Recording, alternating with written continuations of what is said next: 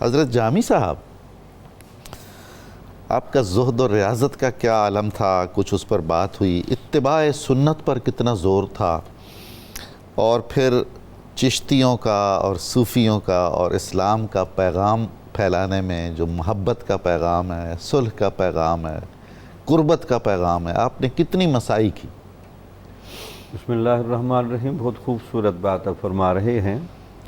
قبلہ نظامی صاحب، ان اولیاء کے تذکرہ ہم اس لیے کرتے ہیں تاکہ اسلام کا جو روحانی اور عملی نظام ہے ہم اس کو متعارف کرائیں۔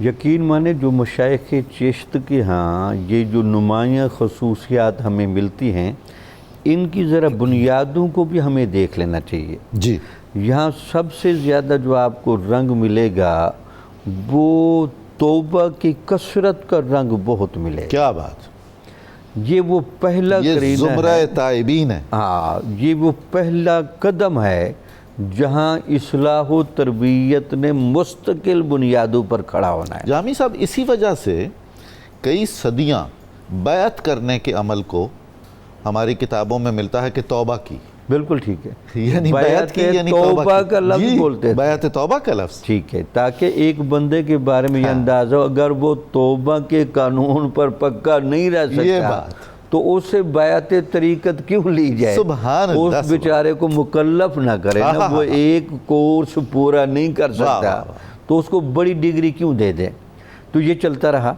اس کے بعد اگلا رنگ دیکھیں کہ کثرت عبادت میں مشاہدہ الہیہ کی کیفیت کا ورود، اللہ اکبر، قرآن مجید کی تلاوت کے ساتھ اور روزہ رکھنے کے ساتھ اور مراقبے کے ساتھ جو حضرت کا لگاؤ تھا بے شک، اور رچاؤ تھا، جو اس کے ساتھ وابستگی تھی، وہ بہت دیدنی ہوتی ہے۔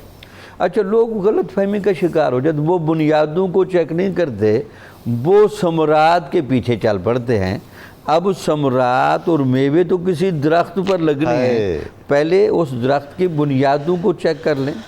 پھر اس کے بعد یہاں رنگ دیکھیں کہ کثرت صرف عبادت ہی نہیں، قرآن مجید کی تلاوت سے تو اتنا شغف تھا بہت زیادہ کہ بڑی کثرت کے ساتھ صرف 2 نوافل میں قرآن پڑھ دینا۔ اللہ اکبر، تو کیا اندازہ ہے جہاں قرآن پڑھا جائے، اور پھر یہ عام قاری نہیں، جن کی الفاظ پر نظر ہے، معنی پر نظر ہے، تجلی نور الہی پر نظر ہے، تو اس کے قرآن پڑھنے کی کیا کیفیت ہوگی؟ سبحان اللہ۔ اچھا، پھر حیران ہوں گے، اگلا رنگ دیکھیں، محبت الہی اور محبت رسول میں اتنا رچاؤ رسوخ کہ وہ صرف محبت عارضی اور وقتی نہیں لگتی، محبت مستقیم بھی ہے اور محبت اپنی پوری کیفیتوں کے ساتھ جلوہ گر بھی ہے۔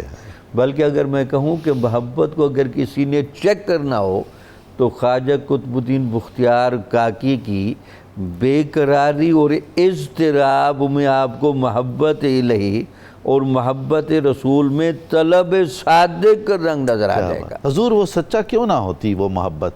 نمود و نمائش کی نون کا ایک نقطہ تو تھا نہیں اس میں، بالکل ٹھیک، خالص ترین، بالکل ٹھیک۔ تو یہ بھی آپ کے ہاں شواہد ملتے ہیں۔ پھر اس کے بعد دیکھیں قبلہ نظامی صاحب، بادشاہوں کو بھی اسیر کر لینا، بادشاہ ہونا کوئی عام ذہن نہیں، جی، پھر التمش جیسا بادشاہ اللہ جن کی ساری کردار سازی میں حضرت کا بنیادی کردار ہے، وہ خود ولی کامل تھے۔ اس کی غریب پروری چیک کر لیں، اس کا راتوں کو جاگ کر رعایا کی نگرانی چیک کر لیں، جی، اس کی عبادات کے ساتھ لگاؤ چیک کر لیں، تو آپ کو خواجہ قطب الدین صاحب کی تمام صلاحیتوں کا برملا ایک رنگ نظر آ جائے گا۔ سبحان اللہ، سبحان اللہ۔